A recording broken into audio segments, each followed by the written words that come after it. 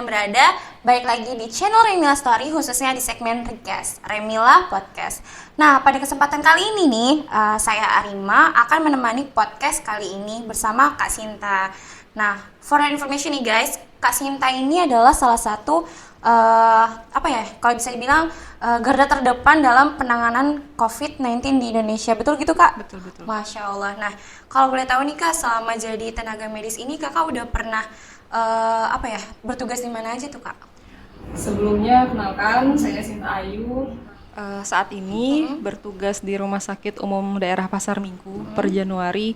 Sebelumnya saya di Rumah Sakit Polri Kramat Jati, lalu ditugaskan ke Rumah Sakit Darurat COVID di Wisma Atlet. Itu dari bulan April akhir, Mei, Juni, Agustus, September sampai Oktober awal. Oh, jadi selama itu Kakak ditugasin di Wisma Atlet. Iya. Nah, selama ditugasin di Wisma Atlet itu Kakak pulang pergi kayak sekarang juga atau gimana? Oh, Di dinner. sana Oh. ada tempatnya. Nah, kegiatannya apa aja tuh Kak di Wisma Atlet biasanya Kak? Kalau di Wisma Atlet, kalau di sana bertugas itu, Masya Allah ya, tidak terbayangkan. Jadi kita itu pakai hazmat itu 8 jam, Masya Allah. menahan BAB, pipis, Ya Allah. sama makan, minum. Dan tapi itu pengalaman yang tidak terlupakan. Pada saat itu juga bulan puasa. Aku ngalamin lebaran haji sama lebaran Idul Fitri Ya. di sana. Oh, berarti nggak ketemu sama keluarga sama sekali? Iya. Kak? Ya Allah, rasanya. Karena takut kan, kalau iya, pulang kita takut kita positif atau bagaimana gitu. Jadinya lebih aman kita swab negatif dulu baru pulang ke rumah. Berarti setelah swab negatif itu Oktober baru selesai, Kakak dipindahin ke tempat lain lagi? Pulang setelah selesai bertugas dari penanganan COVID itu biasanya kita akan swab dulu. Sudah swab itu kita dikasih isolasi mandiri 2 minggu itu di rumah gitu. Oh, gitu Kak. Baru kerja lagi seperti biasa. Perbedaannya selama Kakak nih kerja di, maksudnya bertugas di Wisma Atlet sama sekarang nih, ada nggak sih Kak perbedaannya gitu? Sama yang di rumah sakit sekarang. Iya, rumah sakit Pasar Minggu ya Kak? Nah, di rumah sakit RSUD Pasar Minggu ini adalah rujukan dari pemerintah juga untuk COVID juga. Jadi memang khusus untuk penanganan COVID. Jadi alhamdulillah aku nggak kaget karena aku udah ngalamin yang lebih berat dari Masya Allah, aku jadi kaca-kaca nih. kalau di sini aku di IGD-nya, unit gawat daruratnya, itu bertugas itu pakai hazmat itu 3,5 jam. Oh, berarti lebih lebih nggak lebih lama daripada di Wisma lebih ya? singkat. Terus kalau di beda-beda sih ya. Kalau di Wisma itu kita masuk sehari, libur sehari hitungannya. Kalau di sini kita masuknya itu sebentar, tapi besok tetap masuk seperti biasa. Jadi selama seminggu ini full terus masuk gitu ya Kak? Jadi tergantung shift juga sih, tergantung jadi, shift. Cuman pakai hazmatnya nggak terlalu lama. Oh, gitu. Berarti emang suka dukanya tuh udah banyak banget terlewati gitu ya Kak? Betul benar, ada suka ada dukanya gitu. Kalau sukanya paling kalau di Wisma itu kita ketemu teman-teman dari berbagai daerah, dari Sabang sampai Merauke itu ada di sana. Oh, itu tenaga medis semuanya dibawa ke sana situ? Iya, dari dokternya itu dari NTB ada, dari daerah mana-mana, jadi kita bisa tukar cerita sama seneng sih di sana ketemu banyak. Cuman sedihnya itu kalau Nggak bisa ketemu keluarga. Iya. Masya Allah. kayak gitu. Terus paling lapar apa gimana gitu ya. Ya, harus ditahan. Dan perjuangannya lumayan juga sih ya, karena dia darurat kan, jadi semuanya serba seadanya gitu. Masya Allah. Aku aja yang ngedengerinnya tuh merinding banget dan kayaknya tuh susah gitu untuk ada di posisi saat itu gitu Kak. Nah, kalau misalnya Kakak lihat nih, kalau di sekarang ini gimana sih Kak kondisi rumah sakit, kondisi COVID ini makin meningkat atau gimana sih Kak kondisinya yang ada sekarang? Kalau misalnya jumlahnya ya, itu otomatis jauh dari mulai awal sampai sekarang gitu ya. Ini aku berdasarkan pengalaman pribadi. Iya. Itu rumah sakit Wisma Atlet itu kan dibuka bulan Maret tadi kan? ya Februari atau Maret gitu ya. Aku itu di tahun 2020 bulan April akhir itu ke sana hanya satu gedung yang beroperasi. Kan dia ada 7 tower. Iya. 7 tower, 7 gedung, itu hanya tower 7 dan itu pun gak full. Terus karena masih PSBB kan, tuh ya aman, itu nggak terlalu lelah gitu ya. Terus aku pulang kerja seperti biasa di bulan Juni akhir, Juni Juli, lalu Agustus balik lagi ke sana. Langsung 2 tower. Terus Agustus, September, sekarang 4 tower. Astagfirullahaladzim. Itu ketersediaan bed itu jadi dulu tuh tinggal masuk ya, maksudnya bawa swab atau bagaimana langsung dirawat gitu. Kalau sekarang nggak bisa. Aku dapat informasi misal di IGD itu pasien awal itu kita nerima itu misalnya satu shift itu 8 jam itu 50 pasien, itu kayaknya udah paling banyak. Iya. Sekarang 200. Astagfirullah. Itu di IGD 200 orang. 200 jadi itu capeknya nggak tahu ya kayak gimana gitu ya. Jadi terus mungkin teman-teman juga ya di rumah atau di mana aja gitu mungkin ada yang ngalamin keluarganya, temennya, itu saudaranya gitu, tetangganya yang butuh ICU yang nggak ada, itu memang kenyataannya seperti itu. Karena saking penuhnya Saking gitu ya, penuhnya gitu. Ya, Dan aku juga pernah ngeliat sampai kayak ya nggak tahu sih ini di video gitu ya sampai penuh banget gitu satu ruangan itu tuh. sedangkan kan kita terbatas ya. Tenaga kesehatan terbatas gitu ya, bahkan Wisma aja itu nerima terus ya, dari Kemenkes itu nerima tenaga kesehatan terus menerus gitu ya. Karena dia kan nggak mungkin aja sih terus-terusan, cuman kan kadang lelah gitu, jadi memang harus pulang dulu baru balik lagi gitu ya, seperti itu dari seluruh Indonesia nerimanya kayak gitu. Oh, jadi Wisma Atlet itu seluruh Indonesia datang ke situ kan? Iya, dari luar, dari Medan, dari Aceh, maksudnya perawatnya ya. Oh, perawatnya gitu, tenaga kesehatannya. Jadi nyari orangnya itu sampai sebegitu gitu. Bahkan untuk rumah sakit pemerintah aja itu nyari tenaga juga untuk tenaga harian lepas karena kurang tenaga. Jadi memang apa ya? Kondisinya memang udah banyak banget pasiennya gitu. Astagfirullahaladzim, berasa banget sih kayak merinding gitu dengarnya dari perjuangan awal sampai akhirnya ya walaupun sekarang belum selesai ya malah makin banyak juga gitu. Kalau di RSUD sendiri gimana Kak kondisinya? Kalau di RSUD sendiri ya itu sekarang tuh kan regulasi kayak tata aturannya gitu ya, dari penanganan pasien COVID ini berubah. Zaman dulu jadi memang ketika aku ngomong ini bisa juga nanti berubah lagi gitu. Kita bahas di Wisma dulu ya. Di Wisma itu dulu itu tahun lalu itu sekitar bulan April Mei itu pasien 2 kali swab negatif baru bisa pulang. Sekarang sama sekali enggak. Maksudnya gimana? Sekarang pasien positif pun jika tidak ada gejala, tidak ada tidak ada masalah yang berat atau bahkan gejala ringan pun kita di rumah sakit karena penuh gitu ya, dan memang sudah ada peraturannya dari pusat, dari pemerintah juga, mungkin dari luar negeri juga informasinya seperti itu gitu ya, itu bisa isolasi di rumah. Iya, aku juga banyak dengar sih, banyak yang kayak tetangga sekitar sih gitu ya Kak, sampai yang akhirnya lockdown satu daerah gitu karena emang ada yang isolasi mandiri di situ gitu, dan karena takut ya orangnya kemana-mana gitu kan, jadinya RT-nya memutuskan untuk lockdown karena di isolasi mandiri gitu ya Kak.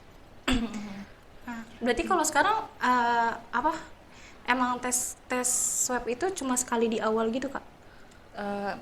Misalnya gimana ya, maksudnya ketika kita ada gejala gitu ya, itu kita bisa tes swab dengan BPJS gitu ya, maksudnya gratis ya. Tapi kalau misalnya kita mandiri pun kita bisa gitu, tapi biasanya harus disertai dengan gejala kalau mau yang gratis gitu. Misalnya kita ada gejala dulu nih atau gimana, kita baru tes swab. Nah itu dibiayain pemerintah gitu. Tapi kalau misalnya untuk berpergian gitu kan ya, itu kita bayar sendiri mandiri gitu. Dan itu juga tesnya bermacam-macam, ada rapid, swab antigen, sama swab PCR gitu. Dan itu juga kadar itunya juga beda-beda.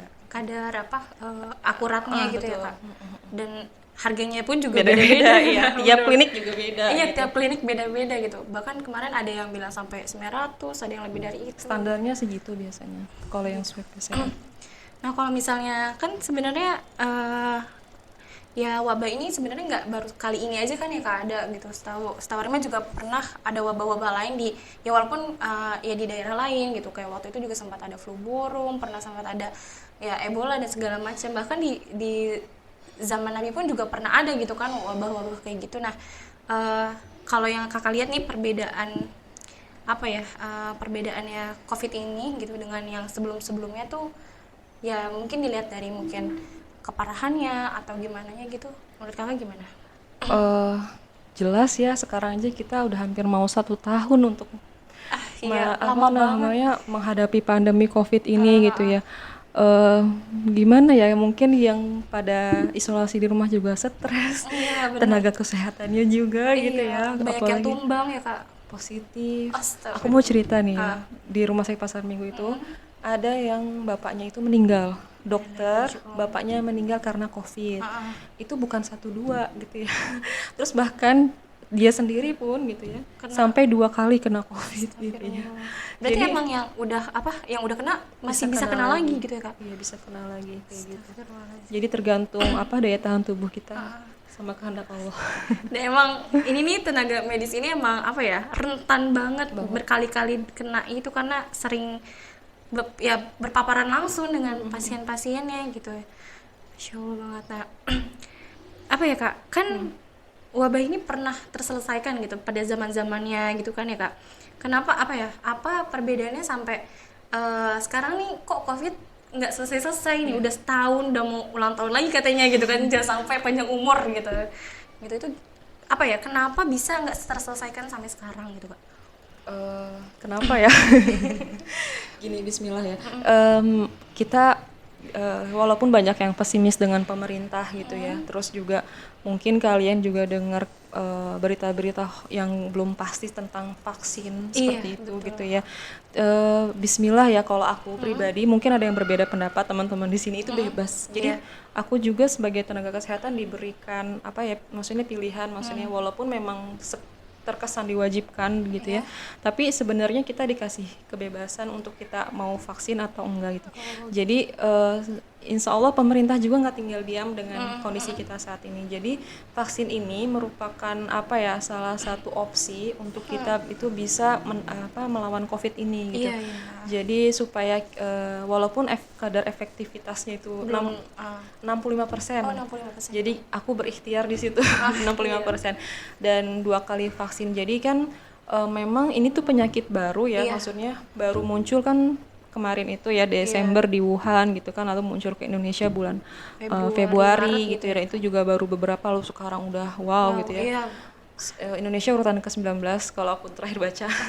Kalau di Asia Tenggara nomor 1. Di Asia Tenggara nomor 1. Dan ini akan terus bertambah gitu ya. Dan akan terus bertambah ya, seperti yang digalakkan oleh pemerintah gitu ya. Kita tetap berikhtiar, lalu kita serahkan coba yang terbaik. Kita serahkan kepada Allah gitu ya.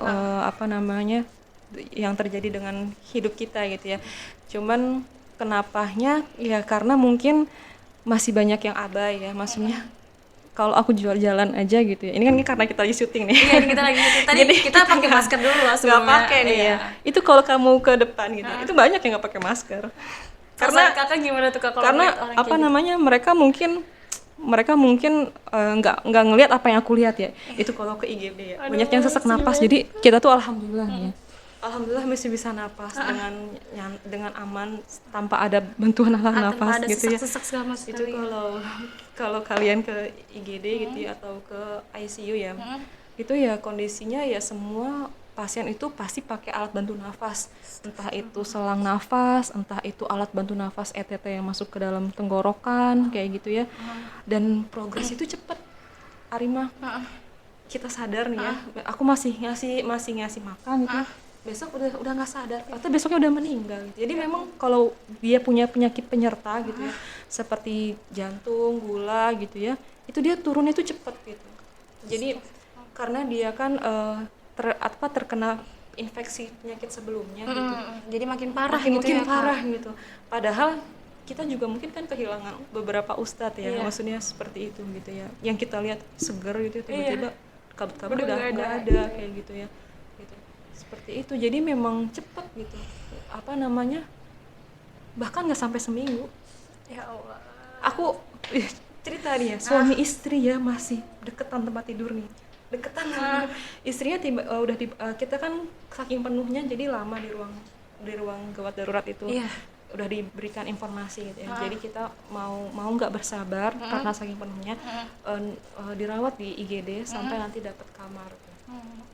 suami istri gitu ya, bapak kakek-kakek sama nenek-nenek, ibu-ibu lah, bapak-bapak gitu. Ibunya udah naik ke ruang perawatan, tinggal bapaknya gitu ya. Itu masih buka handphone, masih walaupun pakai selang nafas gitu ya, nasal kanul kita bilangnya gitu ya, atau alat yang lain HNFC gitu ya. Masih makan, suster ini tolong casin handphone saya gitu ya. Pas aku datang besok paginya sudah dalam kondisi nggak sadar, terintubasi, jadi udah pakai alat bantu nafas. Jadi kalau udah pakai alat bantu nafas itu kalau udah dilepas alatnya sudah lewat udah. Gitu, seperti itu. Jadi yang aku pengen sampaikan adalah ke teman-teman semua yang nonton gitu ya, bersyukur dengan kondisi kita saat ini, alhamdulillahirabbil alamin gitu ya. Kita bisa bernafas itu benar-benar loh, masya Allah, bisa bernafas. Karena di luar sana itu sesek, jadi kalau di rumah itu ada yang terinfeksi atau gimana gitu ya, itu cek saturasi gitu ya. Kalau di atas 92 ke atas 95 itu normal ya. Tapi juga ada yang dia nggak sesek tapi saturasinya tuh 80, 89, itu bawa ke rumah sakit. Karena biasanya nggak turunnya langsung, ngedropnya cepet. Seperti itu. Jangan nangis. Memang gitu. Sih memang sedih gitu, memang kondisinya seperti itu, dan gak nyangkanya itu bahkan ke kita sendiri, ke tenaga kesehatan sendiri gitu ya. Pakai oksigen gitu, dia yang nolongin, dia nolong gitu. Tapi ya, bahkan orang tuanya gitu. Masya Allah gitu ya, bahkan orang tuanya kan gak kebayang ya. Mungkin kalau orang tua pasien kita udah ini orang tua kita sendiri gitu kan. Iya, seperti itu.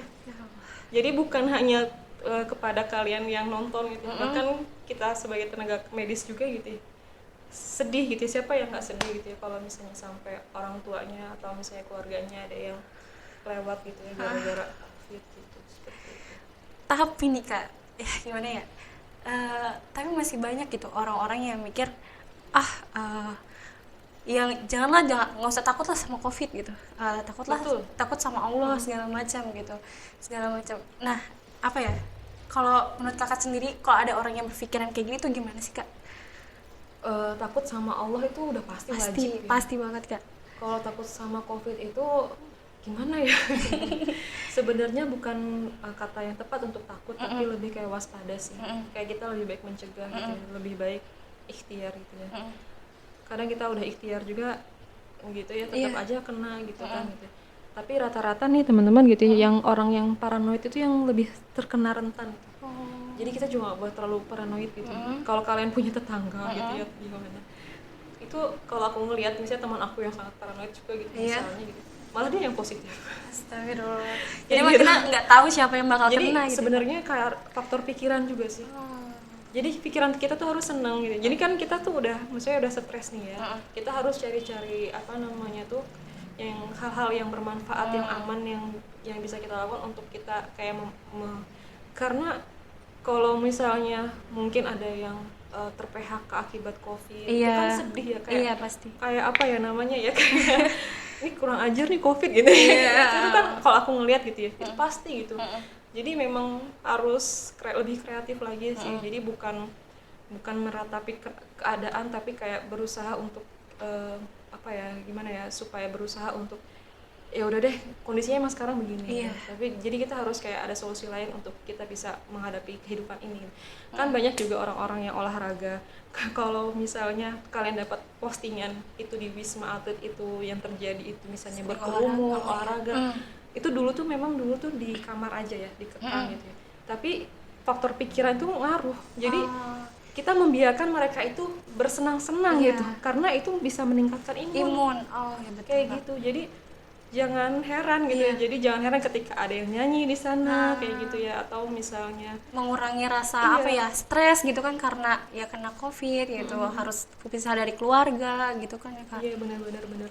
Jadi tetap harus berpikiran positif, sama tetap berusaha untuk cari kesenangan gitu ya, untuk yang hal positif gitu ya, untuk bisa kita mengalihkan dari, soalnya orang pasti bosen COVID.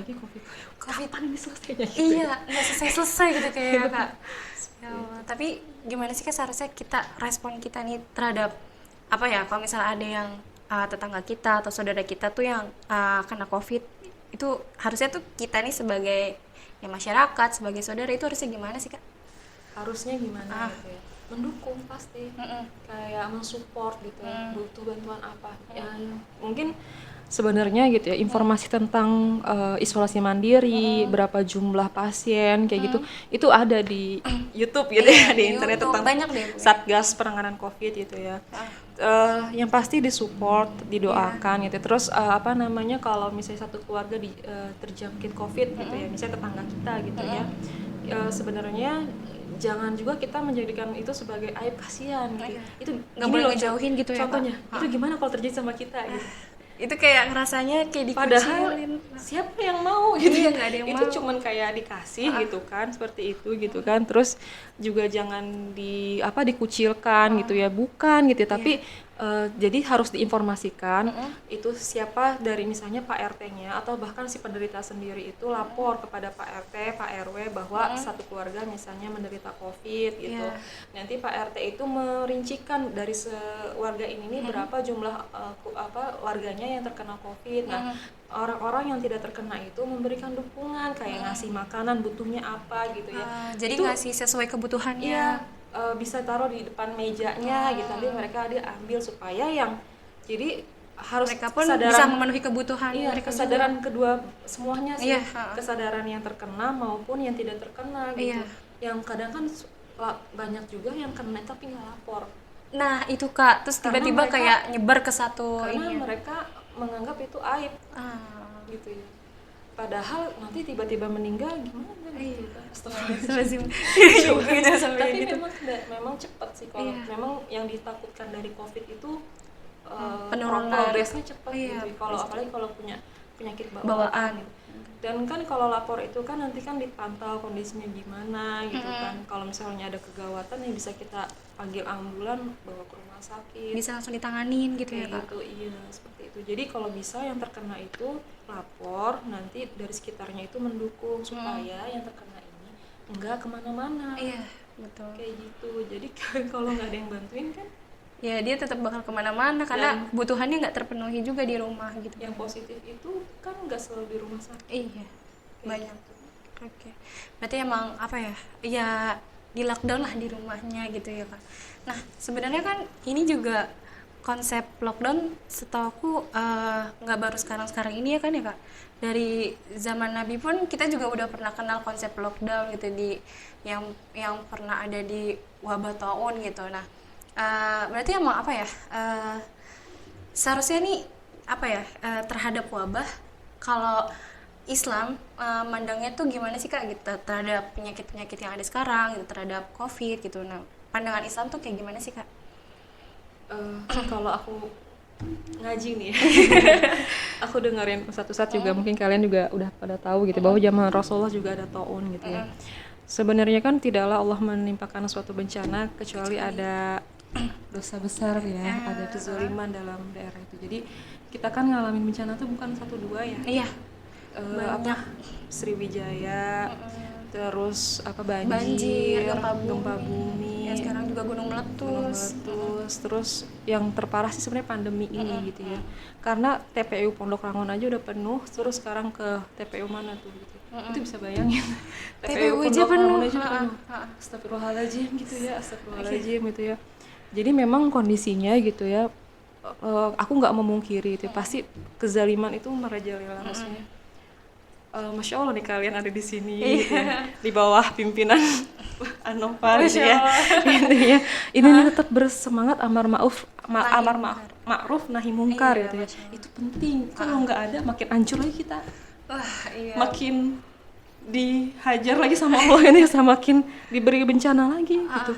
Jadi tetap teman-teman di sini ya istiqomah lah gitu ya. Untuk amin.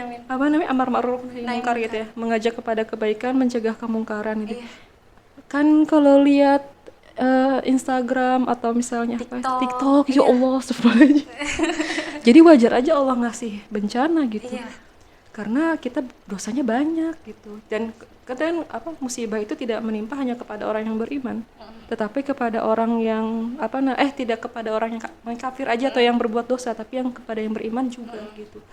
Jadi memang penting banget untuk kita amar ma'ruf nahi mungkar tadi gitu penyebabnya ya Kak. Penyebabnya banyak dosa udah. Gak usah jauh-jauh ke orang yang diri sendiri.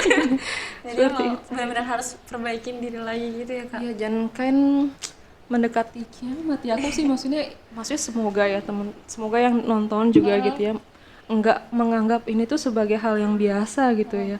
Dengan banyaknya bencana gitu ya, pasti kan ketika ada kematian aja di sekitar kita kan kiamat kecil kan ya. Iya, betul kan. Berarti kan kita mau dekatin kiamat besar ya, kiamat kecil gitu ya. Jadi Bismillah lah saling saling mengingatkan diri sendiri dan orang gitu ya kak. berlomba-lomba dalam Berlomba-lomba dalam kebaikan gitu. Nah, iya berarti emang ya selama kita bisa menyebarkan kebaikan gitu, terutama tadi kan kepada masyarakat yang mungkin tadi yang terkena wabah tadi, yang kena COVID gitu kan, ya jangan sampai kita nih mengucilkan dia tadi kata kakak gitu kan ya. Nah tapi ada nggak sih kak sebenarnya nih ajaran Islam yang udah dari dulu ada tapi bisa nih jadi sebagai penangkal COVID gitu misalnya, atau enggak kayak yang bisa diterapin dalam masa kayak pandemi kayak gini gitu kak. Maksudnya gimana supaya kita tidak terkena gitu? Nah iya kak, kalau dari pandangan Islam sendiri tuh gimana kak? Dari pandangan Islam ya, sebenarnya sih ya kita karena kita panutannya Rasulullah gitu ya, sama Rasulullah gitu ya. Ketika zaman Rasulullah itu zaman Rasulullah aku dapat informasi Rasulullah itu zamannya Umar bin Khattab ya, tahun gitu ya. Jadi solusinya pertama, jadi kita udah menyebar ya seluruh Indonesia. Iya. Jadi kan katanya suruh jangan datang ke tempat yang ada wabah gitu kan. Yang kedua isolasi mandiri. Jadi kalau kita ada di daerah wabah kita jangan keluar gitu kan. Betul. Terus kalau misalnya kita mengikuti sunnah Rasulullah juga yang aku pelajari itu ya, kita berdoa gitu ya. Karena doa yang bisa merubah takdir. Iya. Doa yang bisa merubah takdir. Berarti gitu. jangan lupa berdoa juga setelah berikhtiar gitu ya kak. Berikhtiar, berdoa gitu ya. Berdoa juga kan konsepnya maksudnya mendekatkan diri kepada Allah tuh banyak ya. Jenisnya seperti kita berzikir, seperti itu. Atau juga selain itu tuntunan Rasulullah tuh kan dengan pola hidup sehat gitu ya. Makan makanan yang sehat kayak kalau tahu JSR juga kan, Juru Sehat Rasulullah seperti itu ya. Kembali ke alam gitu ya kak. Seperti itu gitu. Dan kalau dulu sempat booming itu dulu empon-empon gitu ya. Empon apa tuh kak? Itu seperti jahe, seperti pokoknya ada rempah-rempah gitu. Ya seperti itu. Itu bisa nano water gitu ya kak. Itu ya apapun jenisnya gitu ya. Tapi aku sendiri gitu ya, maksudnya kita berikhtiarnya gitu ya. Kita seperti minum madu kayak gitu ya, minum madu atau minum sebenarnya juga udah disunahin sama Rasulullah dari zaman dulu gitu. Rebusan jahe kayak gitu. Maksudnya atau juga kalau nonton Zaidul Akbar ya, Ustadz Zaidul Akbar. Itu kan banyak juga kembali ke rimpang ya, seperti itu gitu.